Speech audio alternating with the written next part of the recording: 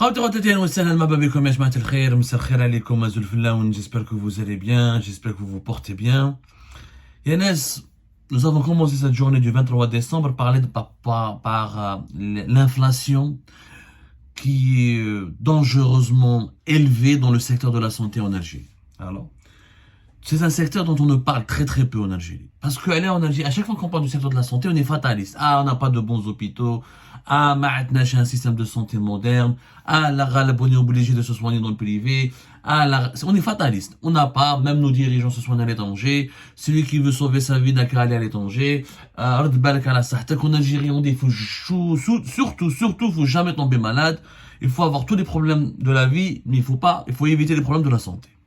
Yanes, c'est des phénomènes, ce que nous subissons dans le domaine de la santé en Algérie est tout simplement anormal, inacceptable et intolérable, et ça n'a pas d'explication. Comme dans la première émission sur l'inflation des produits, des médicaments, des prestations, des soins médicaux et des prix des équipements, des types, des appareils médicaux. Après, comme des chiffres qui font froid dans le dos. C'est inacceptable qu'en Algérie, les médicaments sur ordonnance, on est passé d'une moyenne d'augmentation de leur prix de 1% en 2013 à plus de 10% en 2022. Et qu'il n'est pas normal que les médicaments non remboursables n'ont pas cessé de leur prix, n'ont pas cessé de connaître une augmentation moyenne qui va de 2% en 2013, jusqu'à 4% en 2014, jusqu'à 8% en 2017, jusqu'à pratiquement 8% en 2021 et plus de 6% en 2022. Ce n'est pas normal.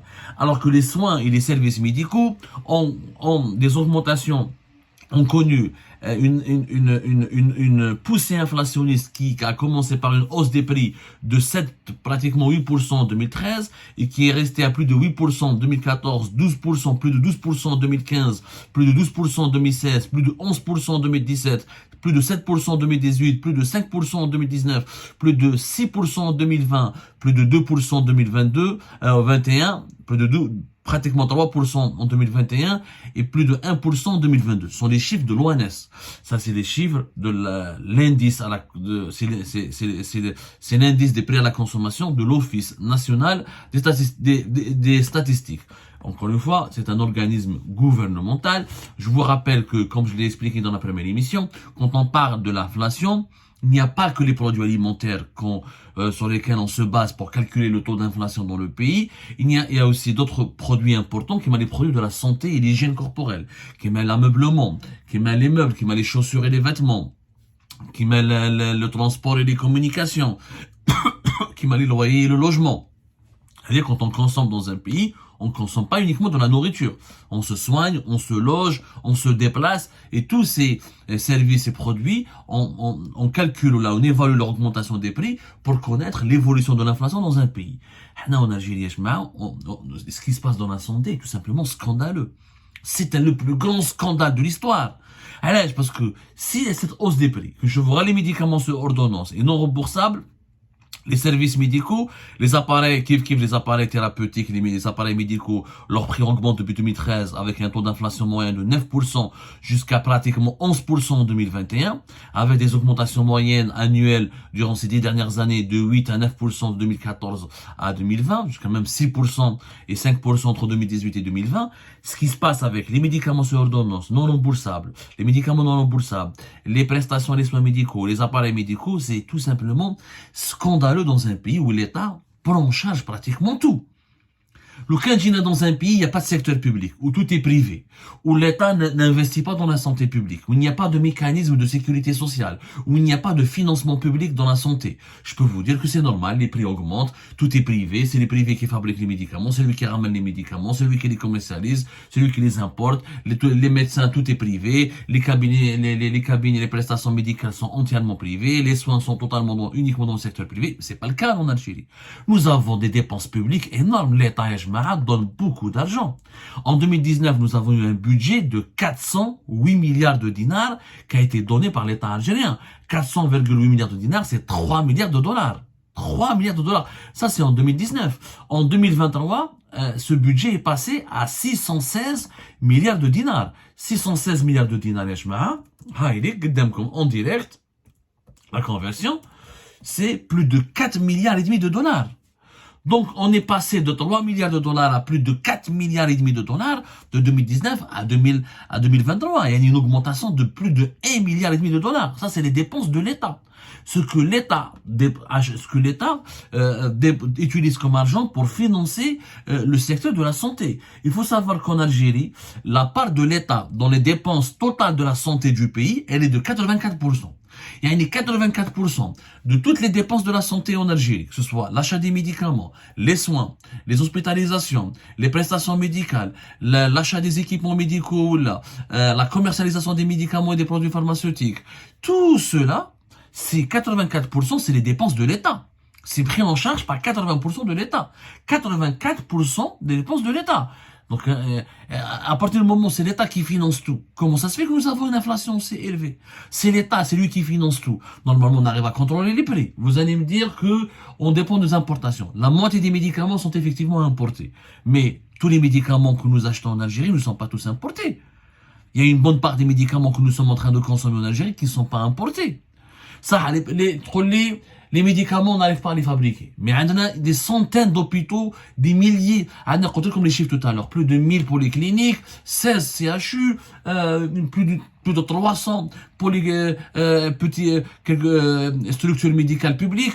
On a un secteur public qui est assez volumineux et en taille. Et malgré cela, on est obligé de se soigner dans le privé. On est obligé de faire des scanners dans le privé. On est obligé de faire des radios dans le privé. On ne trouve pas les médicaments. Pourquoi ils sont chers? Parce qu'on ne les trouve pas dans les hôpitaux publics. Parce que les Algériens, quand ils partent en urgence dans les services des urgences, ils disent ramenez vous-même les soins avec les médicaments. Des fois, on est obligé de ramener les pansements. Des fois, on est aller faire les scanners, les examens. Les laboratoires des hôpitaux publics sont souvent en panne, sont souvent dépourvus de moyens, sont souvent saturés. Mais pourtant, il y a des milliards qui sont investis. On parle de plus de 4 milliards et demi de dollars de 2013. La santé en Algérie, c'est pratiquement le 4e budget de l'État. Après celui de la défense nationale, celui de l'intérieur, de l'éducation, c'est le 4e budget de l'État. Donc on ne peut pas dire que l'État dépense beaucoup d'argent. Quand on prend la période de 2010 à 2020, on est passé d'un budget de 195 milliards de dinars à 439 milliards de dinars. Les forfaits hôpitaux. C'est quoi les forfaits hôpitaux? Les forfaits hôpitaux, c'est ce que les Algériens dépensent quand ils vont à l'hôpital. Parce qu'il y a une part qui est prise en charge par l'État, il y a une part qui est prise en charge par le contribuable. Le contribuable algérien, sa part, en 2020, elle était de 112 milliards de dinars. 112 milliards de dinars, c'est à peine 830 milliards de dollars.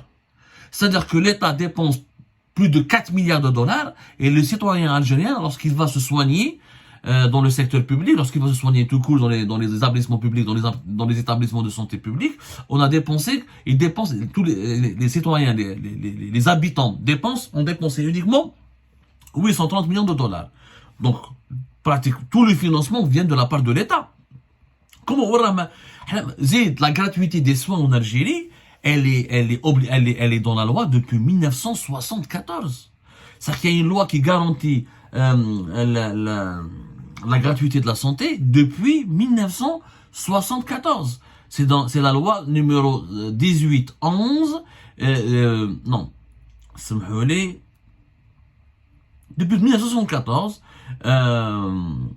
et elle a été d'ailleurs, cette loi a été confortée, la gratuité des soins a été confortée, elle a été renforcée dans la loi numéro 1811, le 2 juillet 2012, qui est relative à la santé.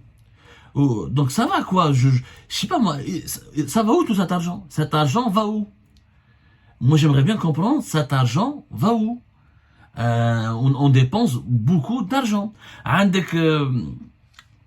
Depuis le début des années 2000, l'État algérien, en Algérie, les citoyens, on leur impose une contribution lorsqu'ils vont dans les hôpitaux, dans les polycliniques, une obligation de 50 dinars, Tout le reste, pratiquement, est remboursé ou par la sécurité sociale, ou c'est gratuit, c'est financé par l'État.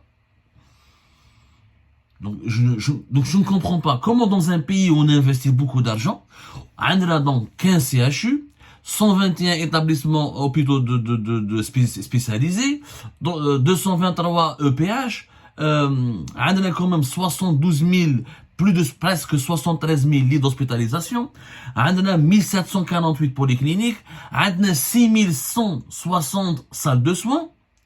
Et de l'autre côté, nous avons le secteur privé, il a uniquement 299 cliniques pratiquement, 246 établissements de jour, c'est-à-dire qu'il peut faire les urgences ou etc. Donc ça va quoi. Je sais pas quoi. Il y a des milliards qui sont investis il y a des milliards qui sont investis par l'État algérien. Vraiment, l'État algérien on ne peut pas dire l'argent sort des caisses de l'État. On investit beaucoup dans la santé. C'est des chiffres qui donnent le tournis. C'est des chiffres qui donnent le tournis, mais comme on l'a dit dans la première émission, la hausse des prix des produits de santé, ou là, des médicaments, ou là, des prestations et des soins médicaux en Algérie, donne aussi le tournis. Mais qu'est-ce qu'il y a un dérèglement général. Ça veut dire que tous ces milliards que nous donnons pour le secteur de la santé sont tout simplement mal gérés et dilapidés. Je dis bien dilapidés. 616 milliards de dinars, encore une fois en 2023, cette année-là, c'est plus de 4 milliards et demi de dollars, dans un pays où les médicaments ont augmenté de plus de 10% en 2022, où les soins médicaux et les prestations médicales et les consultations médicales augmentent depuis 2013 à hauteur de 7, 8, 12% et elles se ralentissent très difficilement, où les appareils thérapeutiques augmentent aussi de plus de 10% depuis 2021, il y a un problème. Et il y a bien un problème dans le secteur de la santé, c'est anormal. Donc, comment sont dépensés tout cet argent? Il y a la corruption, il y a la mauvaise gestion, il y a les détournements, mais même quand on vole, il reste au moins 1, 2 milliards, il faut nous avons besoin d'une enquête nationale sérieuse. Nous avons besoin d'une refondation générale et urgente de notre système de santé. Il n'est pas normal que se soigner en Algérie est un luxe, alors que l'État dépense plus de 4 milliards et demi de dollars et prend en charge 84% de toutes les dépenses liées à la santé en Algérie. C'est pas normal. Dans un pays où l'État est défaillant, où l'État n'investit pas, où c'est des pays libéraux, c'est le privé, démerdez-vous, celui qui a de l'argent se soigne, celui qui n'a pas d'argent, il n'a qu'à avoir une mutuelle privée, il n'a qu'à financer sa propre assurance privée. Je peux comprendre. C'est pas le cas de l'Algérie. L'Algérie, c'est un État-providence.